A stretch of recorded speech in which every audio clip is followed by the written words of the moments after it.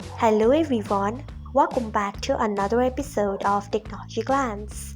Today in this video, I'm going to guide you through how you can disable reduce motion on X. So let's get started. Firstly, open X app in your device, then tap on your profile icon. Next, tap on settings and privacy. Then tap on accessibility, display and languages. Next, tap on accessibility. After that, you can see the option of reduce motion. Turn off it by tapping on it. So this is how you can disable reduce motion on X. Thanks for watching. If you found this guide helpful, we would love it if you hit the thumbs up button below. We upload great new tech tutorials like this one every day, so do not forget to subscribe to our channel and hit the bell icon so that you'll never miss another update.